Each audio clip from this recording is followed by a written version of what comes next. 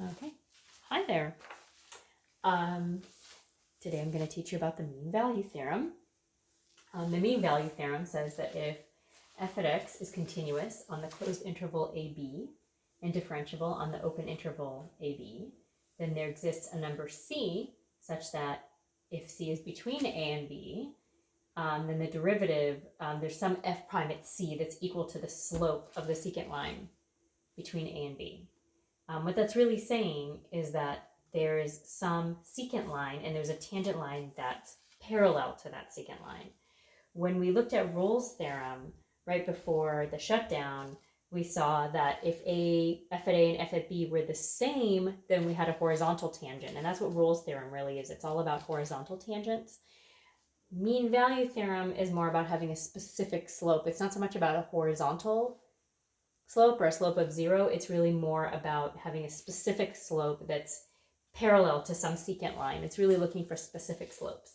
And we're going to do, I'm going to do one problem for you, and then the rest will be, there'll be some links to some things, and we can talk about it at our class meeting. Right now, I need to grab my markers.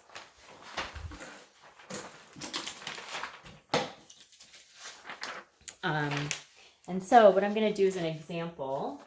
And here it is. We have f at x equals x squared minus 2x minus 8.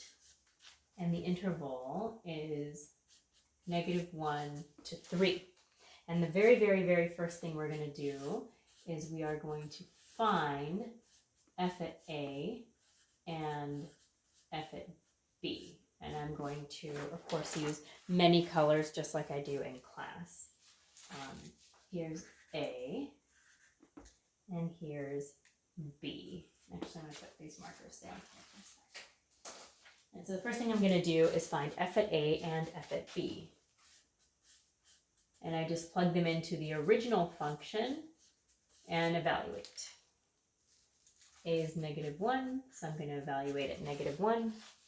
That gives me 1 plus 2 minus 8. That's 3 minus 8, which is -5.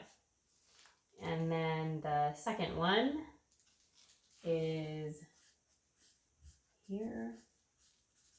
I'm going to, again, write my original function, and b is 3. So I'm going to plug in 3 and evaluate. And I get positive 9 minus 6 minus 8. It gives me 3 minus 8, which is also -5. The next thing I'm going to do is I'm going to find that slope. What is that specific slope I want? And so I'm going to plug into the slope formula. It's funny how when you first learn about slope, you probably don't expect that you're going to be seeing it for the rest of your life, but at least all the way through any of the calculus-based math that you'll do in high school and maybe early college, you basically cannot get away from the slope. You know, you start with slope and it's a slippery slope. Ha ha ha.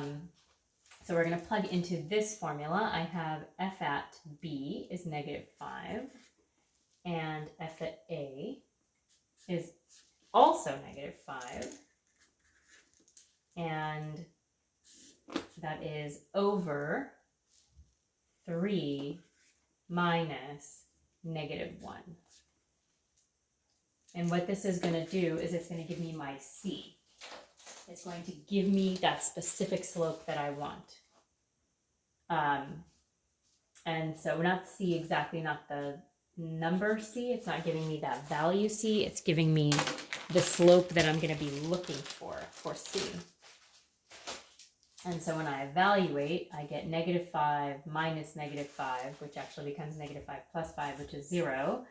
And that becomes 4, and 0 over anything is 0.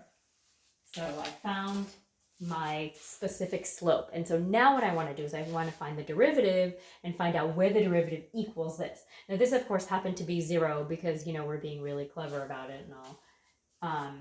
But really, most of your problems aren't going to be 0. They're going to be some other number, and we'll see that as well in some of the online examples. And so what you're going to do now is take the derivative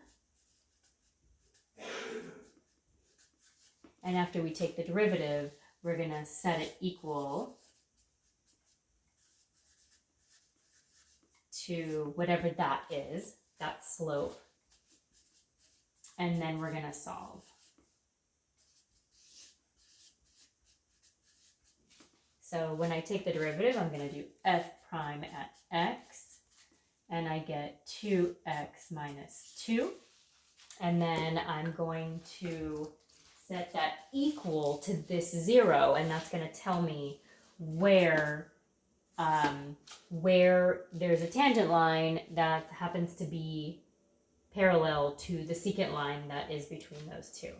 And so I'm going to add 2 to both sides, and I get 2x equals 2, and if I divide by 2, I get x equals 1.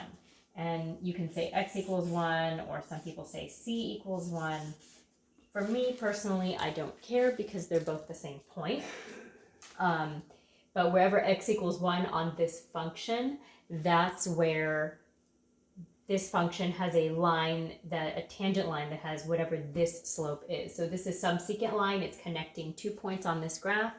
And the tangent line that's parallel to that happens to be at wherever x equals 1. I hope that you can see that. I'm going to look behind the camera. Looks like you can see that. Good. And so I am going to upload some more, like a link to some examples online. I just wanted to do one with you to show you what the steps are. All the steps are going to be exactly the same. The part that I find that I make the most mistakes in is actually here, is finding f at A and f at B, because sometimes if I've got a bunch of problems in front of me, I wind up plugging in the wrong A and B. Like I plug in A from one problem and B from another. But other than that, I think that we're pretty good with taking derivatives. Like there's mostly polynomial functions, so the derivatives are pretty straightforward, and you're just setting them equal to something and solving. Excuse me. If you have any other questions, you can always ask me when we do our class meet. So, and I hope to talk to you then.